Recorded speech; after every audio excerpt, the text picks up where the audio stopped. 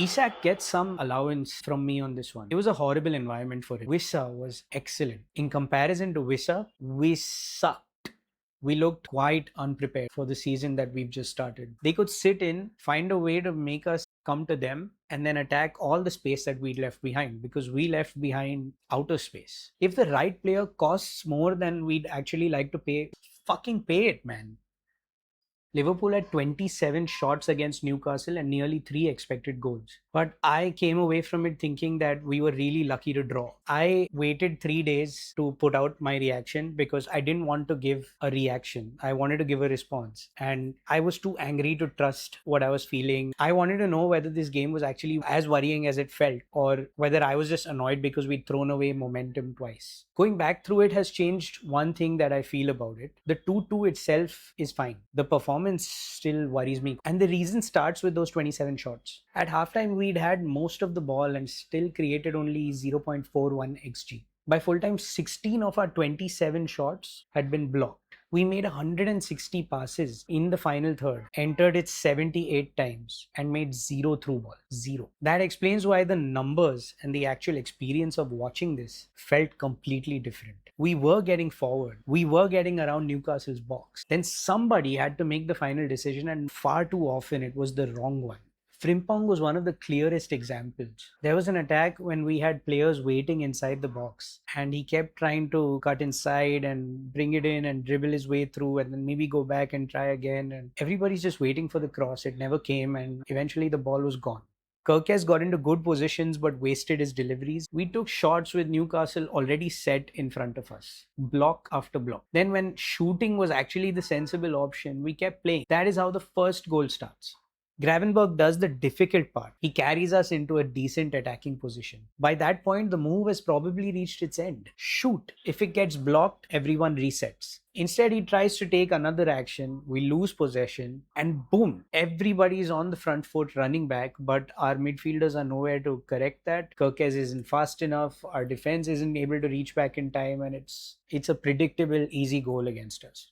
Iraola said that we needed to finish more of those plays. I don't want us shooting more for the sake of shooting more. 16 blocked shots already tells you we did enough of that. I want us to understand when an attack is still developing and when the safest move is to end it.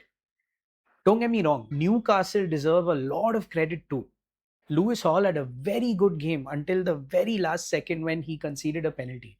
They defended their box properly. They made 39 clearances and like I said before, they blocked 16 shots. And Elanga was frightening when he had space to run into. And Wissa was excellent. In comparison to Wissa, we sucked. Sorry, I'd been sitting on that joke for 3 days. He was strong. He turned out of pressure. He played some really good passes. And whenever Newcastle got the game moving forward, he seemed to be involved quite a bit. We also gave Newcastle the sort of match that they were very well equipped to play. They didn't need loads of possession. They could sit in, find a way to make us come to them, and then attack all the space that we left behind because we left behind outer space. But the second goal is the bit that I just can't get past. For about 15 minutes after halftime, we actually looked good. It went well. It looked like Iraola had given them all the instructions they needed to come out, reset, do better, and it was working. And Gakpo scores that brilliant equaliser. Wirtz found some pockets. Gakpo was getting involved. We moved Newcastle around. We looked much closer to what I think Iraola wants this team to become. Then 176 seconds after Gakpo scores, we're losing again. Wissa gets the ball near the halfway line with Liverpool players surrounding him and just keeps going. Nobody really engages it. Nobody ends the move. No one takes the yellow. I was shouting at my TV, screaming, push him. Tactical foul, bring him down, do something, take the yellow card. But no, we keep retreating along with Wissa until Willock scores it. Just look back at that goal. If you aren't a Liverpool fan, I think you'd laugh. And this is the detail that annoyed me even more when I went back through it. Earlier in the match, Wissa was tracking one of our attacks and took a cynical yellow to stop it. He understood the situation. But on their second goal, we didn't. That's where I miss Fabinho. Fabinho knew when the counter had to end. Sometimes your job is to take the yellow so 35-year-old Virgil van Dijk doesn't have to run back 40 meters at top speed and make a last man tackle. Look at our current midfield options. Wirtz, Gravenberch, Sobo, McAllister. All four of them naturally want to influence the game going forward. Not their fault. That's what we bought them for. And that's a lot of quality, but I don't see the player whose default job is to stay back, recognize danger, and protect us in situations exactly like these. Wataru Endo understands that role, but I don't think he can be our 90-minute solution ever. And this matters so much more under Andoni Iraola because his type of football asks for aggression. I want that football. I don't want us to be hiring Iraola and then ask him to become conservative because we haven't given him the right tools and the right squad that he knows how to work with. Against Newcastle, we only made 3 recoveries in the attacking third. If we're going to send players forward and leave that much space in behind us, the press has to win the ball high enough, often enough to make that risk worthwhile. At the moment, we're definitely taking the risk, but we're hardly getting any of the reward. And that's why it keeps making me think of Klopp. His best teams under us were incredibly aggressive, high pressing, but they still had protection. Fabinho knew where the danger was. Henderson could cover huge distances. Wijnaldum rarely ever lost the ball cheaply. And we had prime Virgil van Dijk behind them. That last part I think really matters right now. I still think Virgil is a very good centre back, but I don't think he is the mythical Virgil van Dijk anymore. We saw it all of last season. Everybody mocked it and called it aura defending, where he kept backing off, and not actually going into the tackle. I don't want to blame him for that. We're seeing it now as well. And I think that just might be normal regression for someone, even of his quality at this age. Later, Wissa gets in behind him again, and it was a sure goal. But as usual, Alisson had to save us, right? Alisson sometimes miraculously saves us. A few years ago, we could make mistakes, but we'd expect Virgil to go out and erase it completely. I don't think you can have that expectation anymore. Alisson is different. I don't have any concerns with him or with his age or any of that. He was excellent again, and he saved us more than once. There were other positives as well. Gakpo was probably our best attacker. 6 shots, a goal, 3 chances created, and he worked defensively as well. And I really don't understand why we're selling him when we're already short of proven attackers. If we sign somebody better like Barcola, brilliant. Just keep Gakpo anyway. We're playing 4 competitions under an extremely aggressive style of play. We need more players. Victor Munoz changed the game when he came on. He was direct, he attacked defenders, and he eventually got into a position where he won a penalty. Xhaka looked very composed on his first Premier League game against Newcastle at St. James's Park. Has to be one of the most difficult outings. He was quite good. Araujo looked so assured when he came on. I was so surprised. I was pleasantly surprised when I saw him against Como in the preseason, but I dismissed it as saying preseason. But even against Newcastle in that extremely high pressure environment, coming on as a sub in a failing match, wow. I mean, he's good. Soboslai was fairly average for me through most of the game. His set-piece threat was just not there, and he played quite safely at times. But he was constantly talking and organizing people. And for when Van Dijk leaves, I think we have our captain.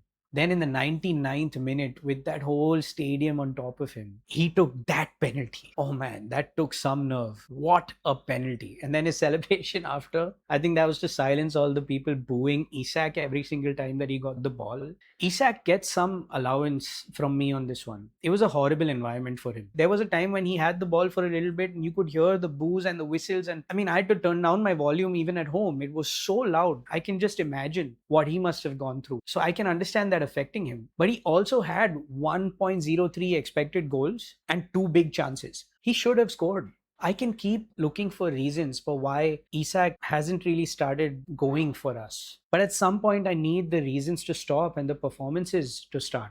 We bought one of the absolute best players in the league. He needs to start looking like it, man. Florian Wirtz concerns me even more right now. There was some good moments in that spell after halftime. I'm going to be holding on to that for now. I was following Leverkusen in the season that they won the league. He was so good. But we're into season 2 now with him. He was taken off after an hour when we were losing, and he created very little. I need to start seeing matches where Florian Wirtz changes the game for Liverpool, where he becomes unremovable from the pitch. And that's what Newcastle has left me thinking about 3 days later. Some of this could be placed on Iraola. He has to improve the structure a little bit and coach his players to start making better decisions. Some of it I'd place on the players. I think they need to put some of that dog back in them. We need to see that level of aggression back. But the people who built this specific squad knew what they were hiring. They knew that Iraola's football needs speed. It needs needs fitness. They knew it needs depth because this team is supposed to play 4 competitions under that intensity. We're already playing Premier League matches when the squad looks completely unfinished. We don't need 1 or 2 players, in my opinion. We need more balance in midfield. We need more defensive quality. We need proper competition for both fullbacks. We need attacking depth, which is the only thing I think they're working on right now.